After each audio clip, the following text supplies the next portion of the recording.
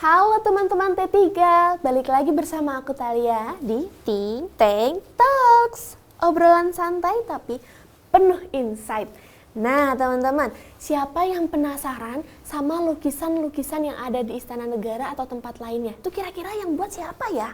Nah, dari salah satu karya itu atau salah banyak saking banyaknya, banyak karya yang ada di dinding negara ya teman-teman, itu dibuat oleh narasumber Thalia hari ini. Siapa itu?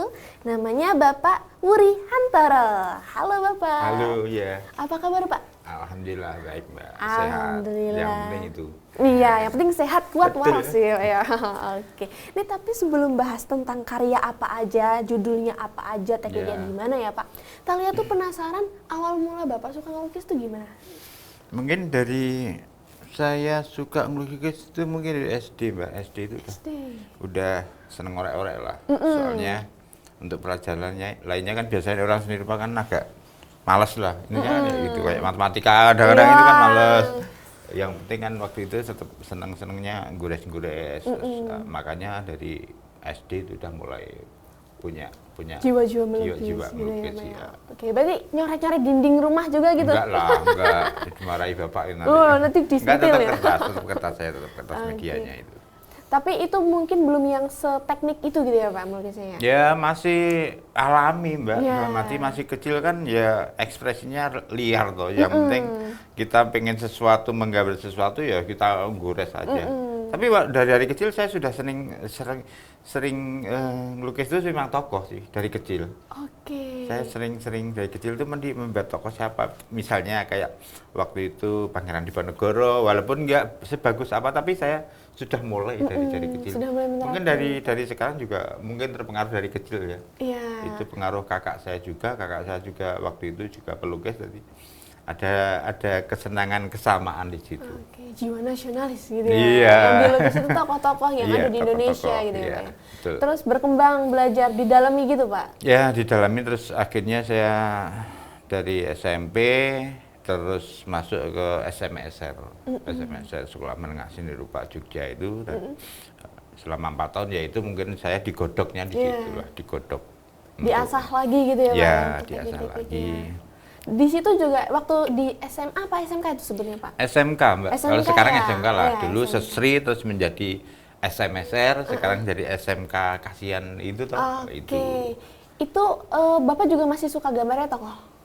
Waktu itu, kalau waktu itu tuh belum ke tokoh, dalam arti kan pelajarannya macam-macam. Ada kita waktu sekolah kan ada tugasnya macam-macam ya, tugas melukis di pasar, melukis di jalan, nah itu. Tapi itu kan apa ya membuat menjadi suatu motivasi juga untuk karya-karya lain kayak gitu. Betul. Terus berkembanglah jadi yang saat ini. Ya, itu proses yang cukup rumit dan cukup sangat-sangat panjang sekali itu ya memang. Soalnya waktu itu kan di Jogja udah banyak pelukis tuh, ribuan lah pelukis tuh. Tapi ketika saya melihat lukisan itu kan wah macam-macam banyak. Saya harus mengambil pilihan apa ini itu porsi apa saya kan. Di situ saya mulai memikir harus sesuatu yang baru lah. Intinya nek Raidan itu tadi delok orang. Oh iya benar. Betul. Enggak unik tuh. Oh, enggak unik, enggak bakalan, walaupun tetap harus ada sesuatu yang berbeda. Makanya saya muncullah tentang mengangkat suatu karya-karya tentang presiden dan lainnya di situ. Ya intinya menggabungkan lah dari beliau-beliau ini kan, nek intinya semua manusia tidak sempurna, dalam arti kan presiden itu kan ada macam-macam, ya itu wajar lah. Disitulah saya menampilkan beliau, saya gabungkan dengan tema yang mungkin ya banyak banget lah, karya saya tentang RI 1 banyak banget. Iya. Siapa orang yang membuat Bapak tuh mempengaruhi gaya lukisannya gitu?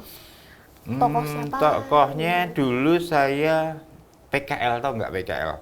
Apa itu Pak? Zaman saya itu PKL, jadi kayak kalau kelas 4 itu harus ngenger dalam arti belajar tentang seorang tokoh. Misalnya waktu itu saya di SMSR kelas 4 itu harus PKL itu harus kayak magang gitu. Nah, magang saya ambil di Solo. Iya. Di Solo itu pelukisnya Pak Karno juga. dia yang merubah cengkraman Garuda Pancasila yang sekarang itu yang merubah dia, yang membuat sempurna dia.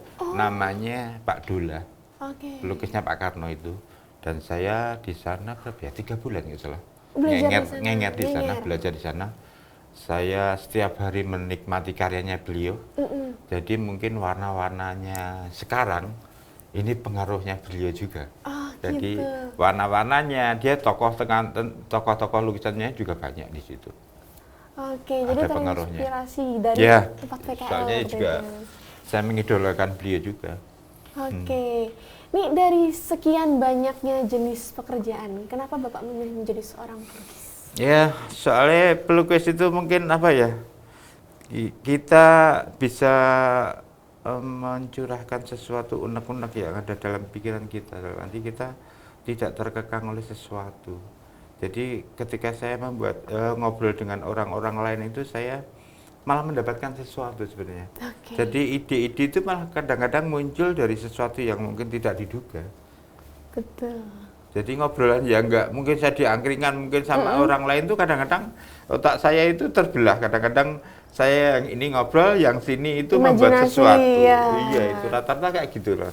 Malah jadi simple. Muncul idenya dari lingkungan sekitar gitu ya Pak ya. Betul. Oke, ini kalau misalkan Bapak mau buat suatu karya gitu, satu karya itu biasanya butuh berapa lama dari Bapak dapetin ide sampai Bapak menerapkan jadi hasilnya? Gitu. Kadang-kadang tergantung juga Mbak, tergantung dalam arti besarnya juga, itu pengaruh juga.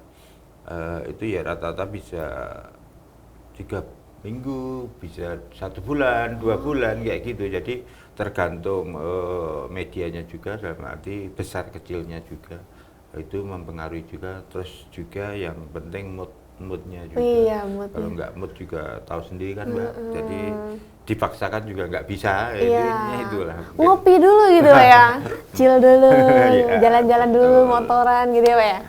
Oke, berarti yang namanya menciptakan suatu karya seni itu tetap harus dari hati gitu ya Pak.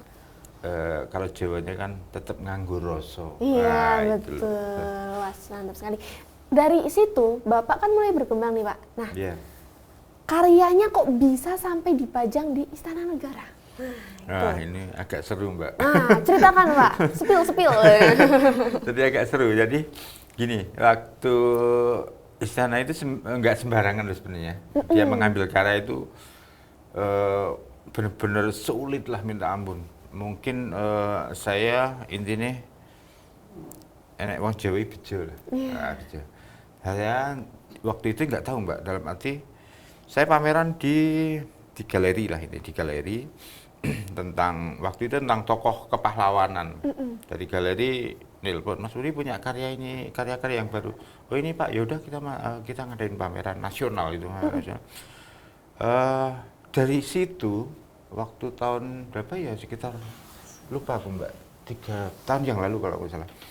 Jadi tahu-tahu itu saya ditelepon dari galeri, Mas Uri ini karyanya dilirik dari Istana Negara. Oh iya Pak, kemungkinan nanti 1 jam lagi dari istana mau nelpon Mas Uri gitu. Oh iya, saya tunggu. Benar Mbak, jadi dari pihak museum, jadi istana itu kan punya museum seni rupa sendiri, namanya Balai Kirti di sana. Waktu itu kepala museumnya nelpon tentang karya saya, dan akhirnya dari Istana Negara itu datang Mbak ke rumah Mbak. Saya nggak nyangka sama sekali. Iya, ada 4 orang di situ, ada polisi, ada kepala museumnya, dan staf-stafnya datang ke rumah Mbak. Saya itu waktu itu saya kira itu mampir nggak resmi, ternyata dia resmi Mbak. Saya kaget saya di situ, dia udah pakai ID card Istana Negara semua, kemeja semua, datang. Masya Allah, saya waktu itu saya pakai sendal jepit, pakai celana pendek lagi. Saya kaget juga, tapi di situ dia enggak masalah Mas Uri. Dia memastikan karya saya itu bener enggak gitu loh. Ada enggak di situ. Akhirnya setelah dia melihat ditunjukkan karya gitu saya, ya Pak ya? Iya ditunjukkan, dia foto di situ. Terus dia itu nanyanya gini, Mas Uri kapan bisa ke istana? Saya itu harusnya kan langsung Mas Uri ya, Mas Uri besok ke istana, saya kan tetap berangkat Mbak, sebagai kayak tugas negara lah. Tapi saya salut bener, namanya Bu Dewi waktu itu. Dia itu nanyanya enak, Mas Wuri bisanya kapan mau ke Istana Negara gitu. Lah saya kan, loh Ibu saya nderek aja. Udah Mas Wuri yang ngatur Mas Wuri. Saya siapkan waktu itu. Setelah dia datang ke rumah, saya ngasih info, Bu, tanggalnya oh iya udah. Saya berangkat di sana. Bapak datang ke istana. Di istana itu karya saya belum berani buka, nunggu saya. Jadi nunggu saya terus dibuka waktu itu udah akhirnya saya dipanggil di Istana Negara itu. Oke, itu lukisan judul apa Pak yang dipajang pertama kali di istana? Di istana itu yang di Istana Bogor kemarin terakhir itu judulnya Meramu Gending Nusantara. Berat ya Pak ya. Tapi kayak berwibawa gitu judulnya. Jadi di situ seorang sosok presiden bermain gamelan semuanya. Dari situ. presiden pertama? Dari pertama sampai waktu itu masih Bapak Jokowi. Oke, Jadi duduk semua main gamelan semua di situ. Waduh, jadi kenapa terpikirkan hal seperti itu Pak? Jadi gini Mbak, irama gamelan ini kalau satu-satu kan nggak enak toh. Yeah. Tung-tung, misalnya yang satu gong, tok, intinya kan. Tapi kalau dibuat bareng main dengan nada yang sudah diciptakan, akan menjadi harmoni yang indah di telinga. Ya kan? Betul sekali. Ya itu makanya saya dengan itu judulnya Meramu Gending Nusantara. Jadi biar semua yang mendengarkan beliau ini menjadi suatu indah. Intinya itu. Jadi sesimpel mau mempersatukan. Gitu ya. Jadi dalam satu karya ini semuanya disatukan, ya, main gamelan gitu ya.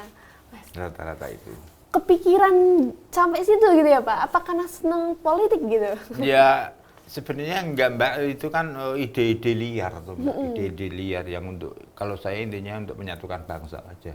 Ide-ide liar untuk menyatukan bangsa ketika saya bangga dan mengidolakan Presiden A, B, C, kenapa enggak kita satukan aja?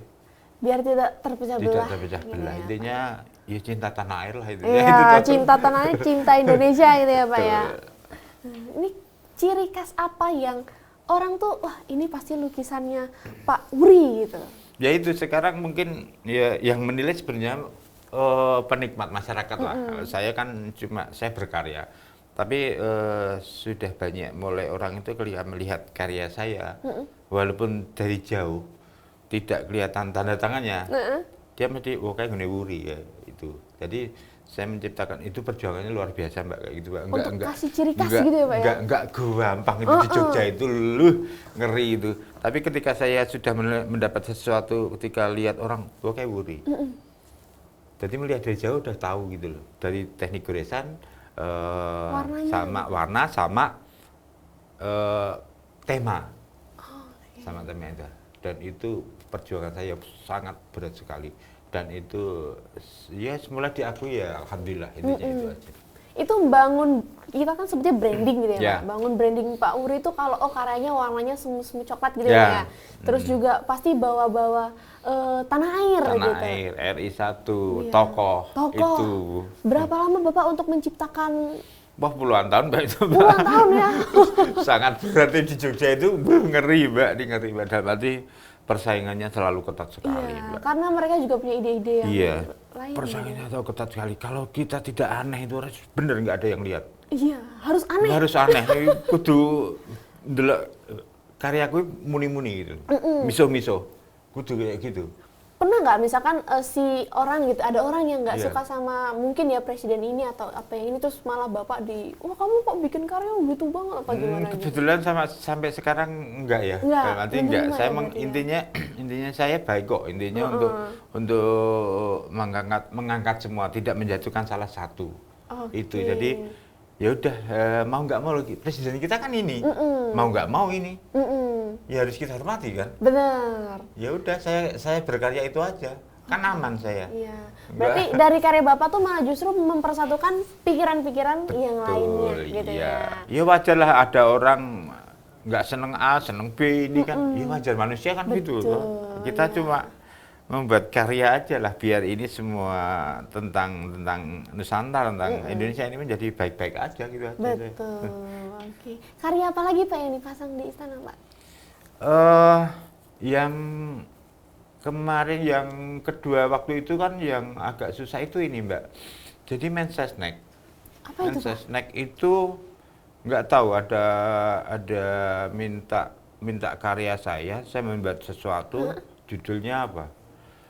eh itu agak susah juga Mbak, itu saya harus memikir sendiri. Padahal karya itu harus di Mensesnek. Oke. Mintanya apa Mbak? Apa? Dewi Kekinian. Dewi Iya. Kekinian? Gimana tuh Bingung nggak? maksudnya? Heeh. Saya Dewi. dikasih tugas dari Mensesnek, Mas tolong buatkan Dewi Kekinian. Wah saya putar balik di situ. Tapi ya waktu itu langsung klik, oh inilah. Ketika saya sket, saya kirimkan ke beliau itu. Oh iya Mas, masuk. Di situ karya saya seorang perempuan kayak Jawa gitu.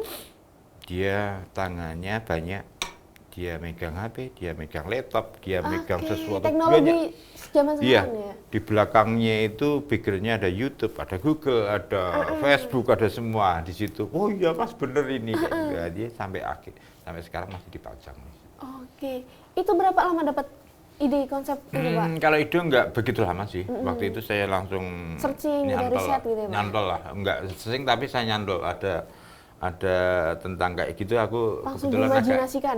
saya imajinasikan dan saya sket itu langsung. ACC Dia ini. kaget, oh iya bisa bener ya itu waktu itu gitu. Oke, itu dipajang juga di Di Mensesnek. Mensesnek. Iya, sampai sekarang. Sampai sekarang Iya, ini ya. Oh, berarti masih kalau ada. mau lihat karyanya Pak Wuri bisa datang ke situ ya? Ada. Ada ini ya. Karya apa lagi, Pak? Mungkin yang dipajang pejabat-pejabat Ada di dari RI. BI ada. Dari BI itu agak ngeri. Agak Yes. ngeri ya. Jadi waktu itu saya nggak kenal beliau tapi dikenal sosmed. Dia melihat karya saya langsung waktu messenger di situ, Mas Wuri ini karyanya. Iya betul. Bisa saya koleksi. Oh monggo. Tapi jelaskan dulu karyanya jenengan gitu. Wah, filosofinya apa ya? Iya, di situ kan berat Mbak. Di situ main gaple kan presidennya. Saya di mana? Di hotel dipanggil dulu. Saya membawa karya sama istri saya, di antara istri saya. Saya membawa karya itu. Saya tunjukkan, Mas Wuri, ini tak beli tapi saya minta Ceritakan. kejelasan. Wani-wani nih presiden main gaple. Itu tuh kan, iya kan di situ kan gaple. Oh, nek pertanyaan itu mungkin saya agak ringan lah itu. Saya menciptakan sesuatu sudah saya pikirkan kan. Pak, presiden itu kan juga manusia biasa kan. Dia juga pusing ngurusin 250 juta orang manusia Iya. bermacam-macam. Masalahnya juga Ya, macam-macam. masalahnya macam-macam. Ceritanya saya membuat ini Pak, di belakang istana negara itu kan ada ruangan kosong, di situ ada meja, ya presiden pada ngumpul. Intinya melepas lelah. Di situ ada meja, ya udah main gaple aja untuk menghibur Refreshing otaknya, ya, refreshing di situ, ketawa-ketawa di situ. Di situ apakah ada saya menggambarkan ada uang? Nggak ada Pak. Iya, benar. Itu kan kartu semua di situ. Oh iya ya Mas Wuri, oh enggak apa-apa berarti ya nggak apa-apa, mau itu permainan biasa. Nggak judi lah ya. Nggak berarti judi gitu. kan, oh iya Mas, oke Mas, tak beli Mas. Nah, waktu itu dari PI itu, dari PI itu. Nah, jadi mungkin ya banyak sih Mbak, yang ya mungkin sudah dikoleksi orang-orang penting gitu kan, ya alhamdulillah lah. Oke, kalau buat lukisan kayak gitu ya Pak, kesulitan yang dihadapi biasanya apa Pak Wuri? Banyak Mbak, banyak. Sekarang intinya kita melukis sosok sesuatu tentang presiden. Presiden kan rata-rata posisi muka Iya. itu kan terbatas kan. Kayak misalnya Pak Harto, Pak Karno, Soekarno itu kan nggak kayak presiden sekarang mengambil posisi banyak. angle-nya gitu ya Pak. Angle-nya ya? banyak, tapi beliau Iya. kalau pengen dari samping ketawa, wih aku malah lagi golek nyarinya Mbak. Saya itu ngumpulin bank foto presiden aja banyak sih Mbak di komputer saya itu tentang jadi bentuk-bentuk muka kanan, presiden kiri. kanan kiri. Wah saya koleksi Mbak, dari belakang saya koleksi. Jadi semua itu memang harus prosesnya itu Mbak. Yang proses yang sulit itu. Sulit itu. Jadi sosok beliau ini dengan posisi ide saya masuk enggak di situ. Itu yang paling susah. Oke, carinya itu ya. Carinya resepnya. susah saya itu sampai wah sampai lihat buku-buku tentang beliau-beliau itu kan, kalau ada bagus saya foto, nanti buat ide ini. Kan banyak Mbak ide saya yang liar tentang RI1 banyak sekali. Oke, susahnya di situ. Sulit yang kedua. Itu kalau yang kedua itu udah nggak begitu sih. Ketika saya sudah membuat sesuatu dan saya desain, yang kedua mungkin ngambil komposisinya lah, komposisinya, badannya di situ kan harus menyesuaikan beliau-beliau ini intinya itu. Kayak misalnya yang kemarin itu saya membuat Beliat RI1. Posisinya kan macam-macam kan Mbak, ada mirip sini, ada yang gini, ada yang nah itu. Ini para presiden main biliar nih. Ya, itu sudah terwujudkan karya saya itu. Jadi waktu itu pengen membuat sesuatu yang baru tentang olahraga, tentang biliar, saya membuat lama-lama nih presidennya main volley nanti ya Pak ya? Main ketoprak Mbak, belum terwujud itu. Iya. Oke, memang disatukan ke kegiatan masyarakat gitu ya Pak ya? Ya, betul. Jadi kan simple kan, ya. Jadi nggak terlalu berat lah karya saya, dalam arti ringan kan, orang menilai oh ini guyon lah, guyon di situ. Kayak konser RI1 itu udah versi ada 3 loh, nggak 4 Mbak. Yang Bapak yang buat lukis? konser ya. Oke, nih yang di belakang nih Pak. Nah, ini Iya. dari tadi Talia agak, wah apa nih cakep banget gitu. Spill nih Pak. Ini kan judulnya Memayu Hayuning Bawono. Waduh. Sudah cantik dipercantik lagi lah. Jogja kan kayak gitu. Ini kan beliau adalah Sultan yang ke-9. Ini kan idola lah. Ya, Sultan idola. itu sebagai raja di Jogja. Di situ kan ada Merapi. Prambanan. Terus ada Prambanan, ada Parangtritis. Nah, itu kan tentang Jogja kan Mbak. Ada pasar tradisional, penari, budaya. Ini gedung apa nih Pak? Ini kan Keraton Yogyakarta. Jogja. Ini tentang ya saya orang Jogja kan. Iya. jadinya itu. Ini tarian apa nih Pak? Tarian ini klasik ini Mbak. Tarian klasiknya ini kalau nggak salah sempat dikirim di Belanda beliau ini Mbak. Jadi ini nggak sembarangan. Maksudnya nggak sembarangan. Enggak, ini adalah penari, sejarahnya dia penari keraton senior. Oh gitu. Dia sudah sempat ke Belanda juga untuk menari di situ. Jadi ini namanya aku lupa, tapi ini sejarah. Dia sejarah. Penari Penari keraton. sejarah, penari keraton. Oke, ini kan yang mengiringnya beliau. iringannya. Ya, intinya ini kan tentang isinya Jogja itu ya. Betul. Jadi mininya Jogja lah. Iya, mini Jogja. Ada Tugu juga, Ada Tugu, Malioboro. ada Sultan juga, ada beliau, itulah intinya itu. Oke, ini sangat vibes-nya Jogja abis gitu Ya, ya. Jogja habis. Jogja abis gitu. Mantap. Ini bikin berapa lama Pak kalau yang ini? Kak ini sekitar berapa ya? 2 mingguan Mbak. 2 minggu? 2 mingguan ya. Kalau Bapak nyuruh saya ngelukis 2 minggu itu baru jadi tugunya doang paling. Kan beda tuh Mbak. Iya. Ini teknik apa Pak ini Pak ya? Agak ke impress Mbak. Realis tapi agak ke impress.